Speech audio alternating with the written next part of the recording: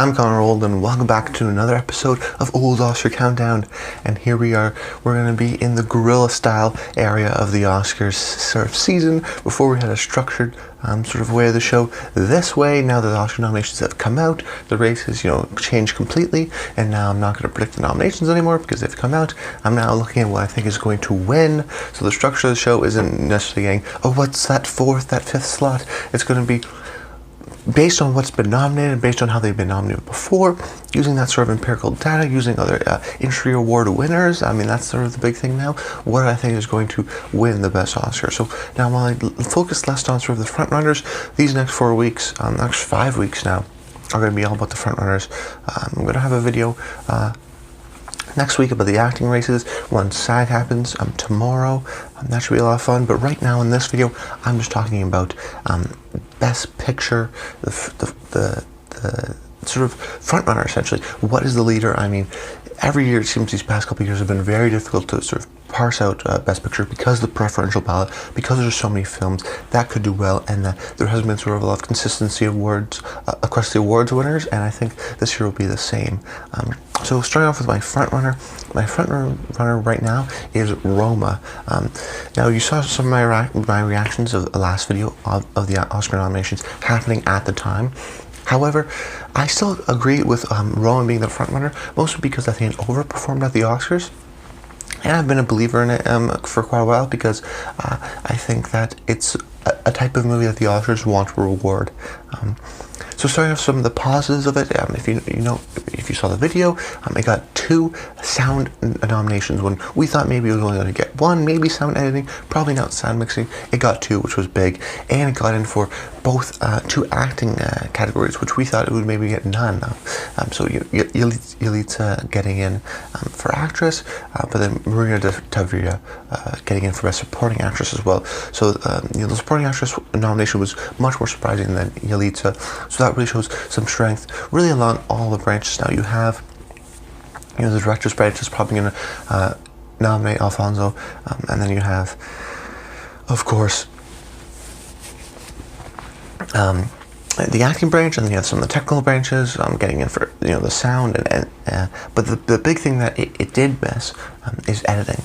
Now I talked about it a couple of weeks ago in regards to Birdman and how that's really going to affect its chances because editing is such a crucial category, because the only film that hadn't won Best Picture that didn't also get nominated for Best Editing was Birdman in 2014, and the last time and that's only happened once since 1981. So every film that's won Best Picture has been nominated for Best Editing. So Roma not getting nominated for Best Editing and not necessarily having a great reason for, say, not really having a great reason for not getting in for editing. Birdman was like, oh, it looks like one take the entire movie, so there really wasn't any editing. Roma doesn't have a lot of editing. There's a lot of long takes. I mean, that could be sort of the justification, but there still is some editing and some semblance of construction to the film. I think this missing out and sort of losing to other movies was kind of crucial for me, especially losing out to a movie like Green Book, which doesn't have flashy editing either. But the thing is that, and then that's sort of another negative I want to point out, is that people talk about the Netflix bias. I don't think that's really a thing. That was sort of a thing because people booed it at Cannes. But in terms of the Oscars, Netflix has always done very well with documentaries, less so this year. However, I think that with the nominations of Roma, 10 nominations, Ballad of Buster Scruggs overperformed with 3 nominations. We didn't think it was going to get any. Got it for adapted screenplay even. I think that this is a Netflix thing. Bias is kind of a bias that maybe some people have, but not a lot of people. I don't think that's a narrative that people are sort of build up and going against Roma. The real, I think, negative is that it's black and white. It's a foreign film. It's not going to appeal to everyone. So is it going to have enough 2 and 3 votes? But it could be the thing where it's respected enough to get those 2 and 3 votes. If you don't know the Oscars Best Picture, how it works is it's a preferential ballot.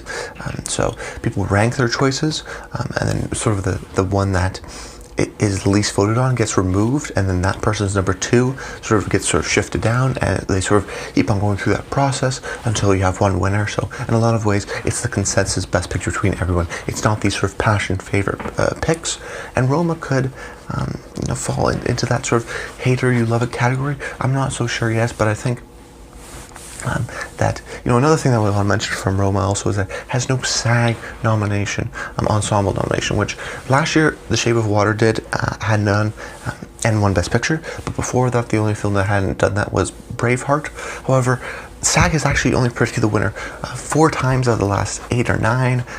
So I just, I think a 9 because it's a preferential ballot. So I don't really trust its chances as weights. It's historically been a poor predictor of it, and with its sort of distance from SAG and the actual Oscar nominations, and because they're so early, I feel like there is a disconnect in a lot of ways between the two awards. So I'm not taking SAG actually all that seriously than I would say, a PGA or a DGA. So Roma overperformed at the Oscars, looking good at the Oscars, but really hasn't won anything huge because couldn't be nominated for the Globes. Won Critics' Choice. So I think that right now we're sort of just waiting back and seeing, but I definitely see a scenario where it wins DGA, it wins BAFTA, and I may be putting it for the Oscars. But it could be a scenario where it wins DGA and I'm still putting it for the Oscars. I have a confidence in Roma because in a lot of ways the narrative this year I think is sort of a film that the Oscars want to say that this is ours and this is the type of film that we want to promote this type of message. Sort of new Hollywood versus old Hollywood. This new Hollywood is streaming, and it's the idea of making sure that there's a message, and these are more critically with emotional responses as well, critically acclaimed, and sort of have people sort of agree that this is sort of achievement in filmmaking, versus maybe the old Hollywood, which is my next pick, which is Green Book, which is the sort of traditional style of filmmaking, and the older people in Hollywood may want to be like, this is the type of movie I like. We haven't seen this in a while. I don't like this sort of Netflix thing, and there could be some bias against that, and they're going to go for Green Book, and they're going to really be passionate about it. But I think the problem with Green Book is that we had some allegations for Peter Farrelly for questionable actions on set. Nick Vallelonga, one of the screenwriters of the film, had some tweets brought up that were controversial.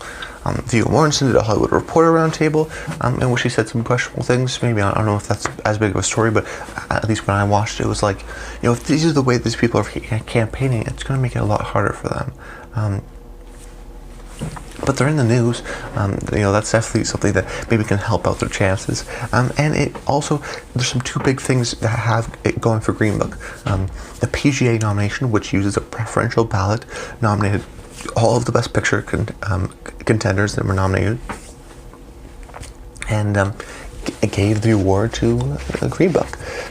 Now, the other thing that also did very well is it got in for Best Editing, which I think is really crucial as well, because this is a film that's not heavily edited. Like I said before, the editing stat is very sort of keen to getting that win. But this huge thing that I think I'm not going to ignore is Best Director. The only time a film has won Best Picture without getting a Best Director nomination in Oscar history has been once. That was with Ben Affleck in Argo. And I think we can excuse that because it was a huge snub. No one saw it coming. He won DGA. He won BAFTA. He won the Golden Globes. It was sort of a scenario where, they gave him Best Picture because they wanted to reward him somehow, and they didn't even know he didn't get nominated for director, so they wanted to give him an Oscar some way. So I think that, that was sort of a narrative on its own. His snub, Peter Farrelly's snub, is not a narrative. He's not going to win DGA. He didn't win the Globes. His film did, but he didn't win Best Director. So I think this is a film that we could see a lot of passionate votes for. We could see a lot of 2s and 3s. It's a likable film. It's it's not sort of very much sort of in your face in a lot of ways, but it sort of follows a traditional, comfortable Hollywood structure that people like, and it works, and it's successful at that. It makes you feel good at the end of the film. But I think these outside factors that you have to realize that the Oscar race is people in Hollywood, and they have sort of politics in them. There's lots of politics, so they want to make sure they back the right horse. And if they sort of go behind a horse that maybe in 5 years people look poorly on, and the community at large is sort of unhappy with because of the sort of support, they may not tune in next year, and ABC wants to create a best popular picture category to boost the ratings, and there's all this sort of pressure from outside where the Academy really has to pick a movie that people love, that's available. Netflix, it's streaming, it's new, it's modern, for Roma, and it's also critically acclaimed, and people think it's Alfonso Cuarón's masterpiece. So I think in a lot of ways Roma could be that movie, and then Green Book could be left aside, but they could also go with the narrative of this is Hollywood, we can do what we want, the Oscars do what they want every single year. And they could very well go with Green Book. That's a very well possibility. My next possibility, in terms of Best Picture, I think is The Favorite. This didn't miss for editing. It got in for editing. This didn't miss for directing. It got in for directing. It got in for everything it needed. It got 3 acting, nominations. So it got director, it got picture, it got the acting branch support, large support. It got a bunch of support from BAFTA. It got a bunch of technical support here. I mean, why isn't this the front runner? Being that it hasn't won anything. It didn't get nominated at SAG. It didn't win PGA. It could win BAFTA. It's probably not going to win DGA. So going into it, they may have a BAFTA win, and that's it. Plus, this is, I think, that's sort of the main problem, that it hasn't won anything, but it could win something. It's not out of the realm of possibility. But also that doesn't have a message. At least with Green Book and Roma, I think there's some sort of a semblance of a message. Roma is sort of a middle lower class maid that sort of dedicates her life to this family and doesn't get the respect she deserves, but still sort of triumphs and goes along in a lot of ways. I've heard people describe it as a feminist film in that sense, so it can sort of follow that narrative. Green Book, of course, talking about racism, maybe in a traditional way, but still sort of tackling that issue head on. And you have people like Octavia Spencer going around. She's the executive, I think, producer of the film, actually, talking about how this film is important and you need this film right now. And then, but The Favorite, it's like, there's some sort of LGBT elements to it, but that's not it's not advocating for gay rights or for seeing the gay experience in real life and the struggles that say something like Moonlight did. It doesn't have that message, and I think you look at these past winners. Even The Shape of Water last year had this sort of message of equality. The year before that, of course, I talked about Moonlight. Where La La Land had nothing, and the year before that it was Spotlight. And that sort of had this renegade sort of against pedophilia, which is had been prevalent in the news the past couple of years. And then The Revenant, which had was really just a revenge tale, had some sort of Native American elements to it, but it didn't really have a lot going behind it. So I think that The Favorite can win, but we can win editing, and then could win screenplay, which is a very good possibility, and Rachel Weisz for Best Supporting Actress, which is definitely a possibility, and then go on to win Best Picture. Similar with Green Book, that could win Mahershala Ali screenplay and then picture. They could both sort of go that path, that traditional path, and get the win. These are not out of the realm of possibility. The Favorite could win BAFTA, and that could be surprised. Someone could surprise at TGA. But my sort of a semblance of the Oscar campaign is that SAG, we don't know who it's going to go to, but let's say it goes to BlacKkKlansman or A Star Is Born, just because of those are the Best Picture frontrunners. And then BAFTA goes to The Favorite, GGA goes to Roma for Alfonso Cuarón, and then PGA went to Green Book. So it's spread all over the place. You don't know who to pick, so you could go one way or another way.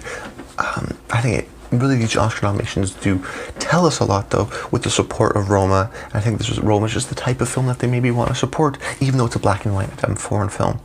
Okay, I'll cut for a second and we'll jump right into the next slate, the rest slate of the Best Picture contenders.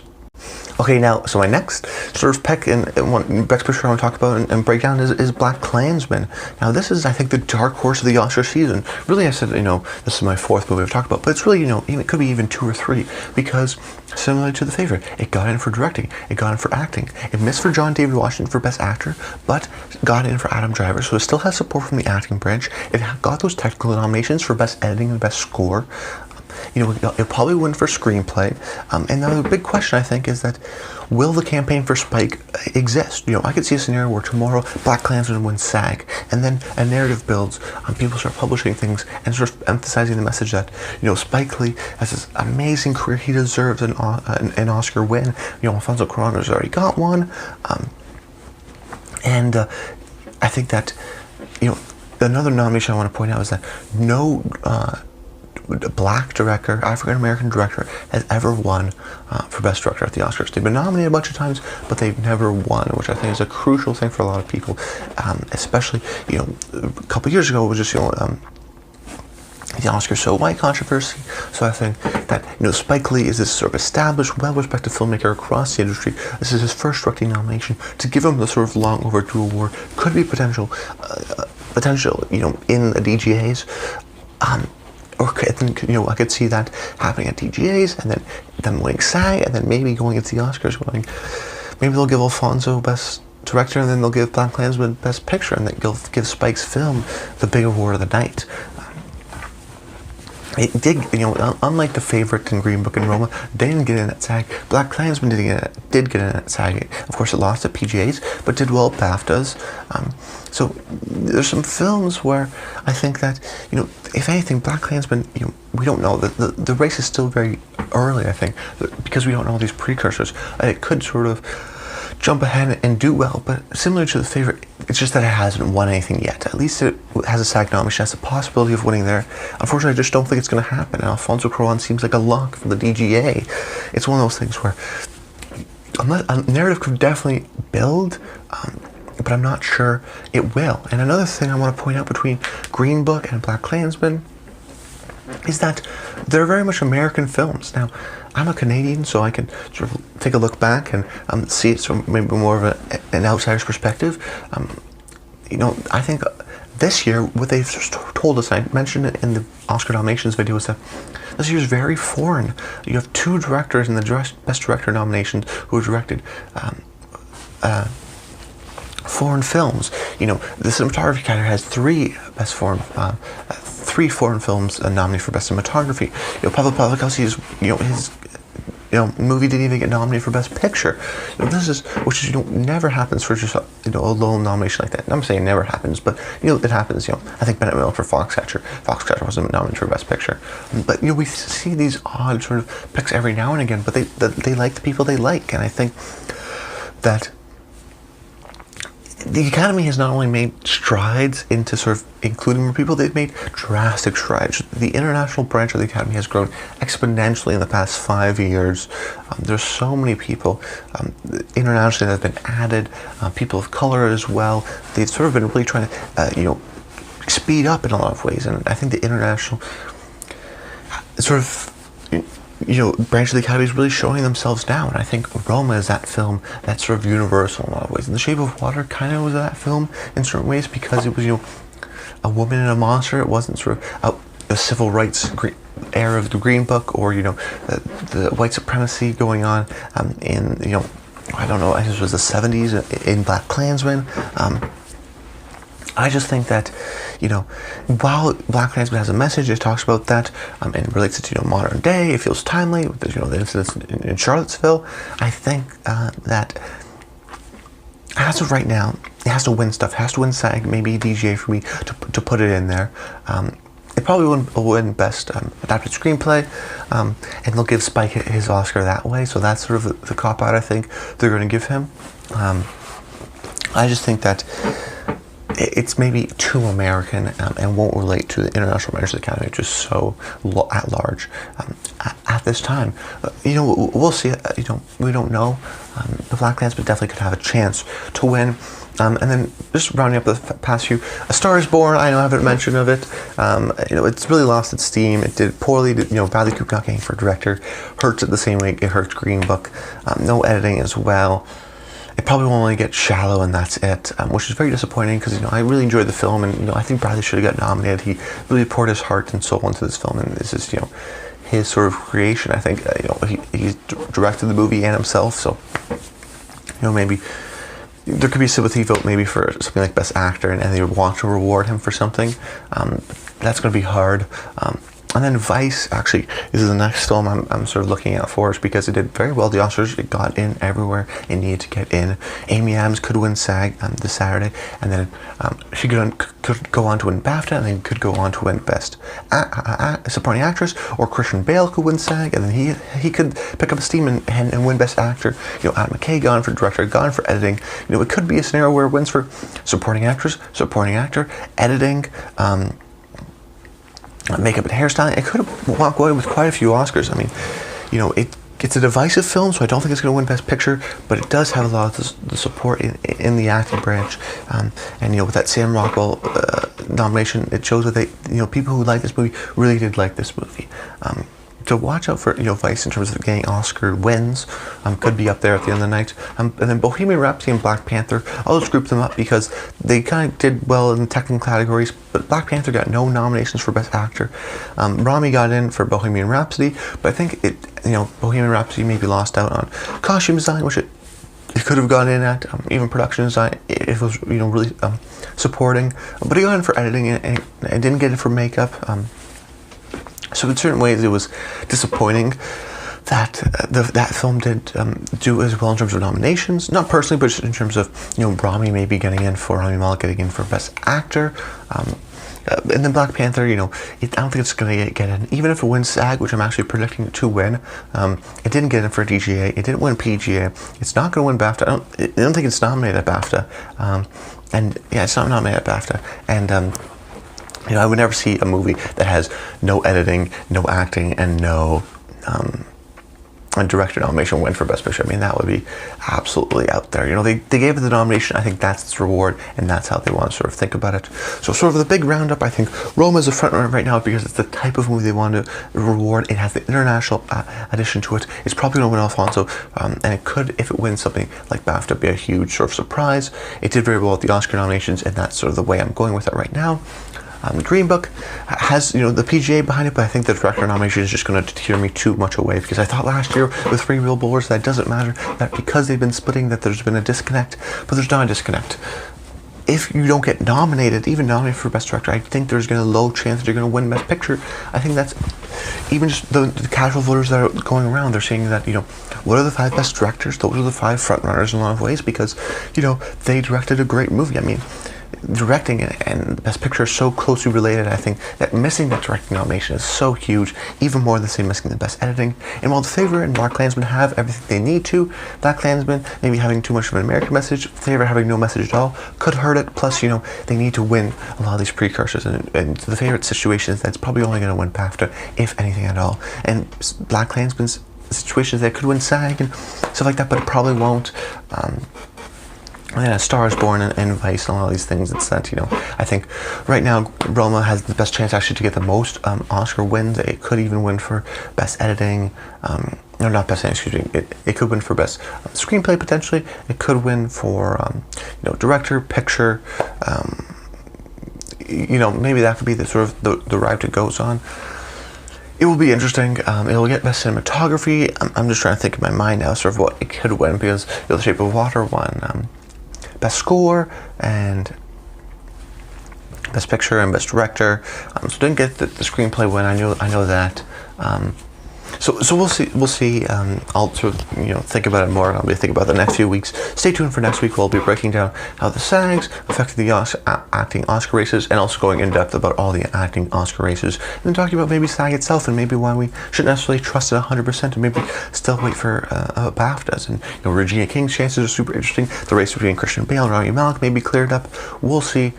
That's about it, guys. I hope you guys enjoyed the episode. Make sure you comment below, let me know what some of your picks, some of your thoughts about what you think is the Best Picture frontrunner. And until next time, stay tuned.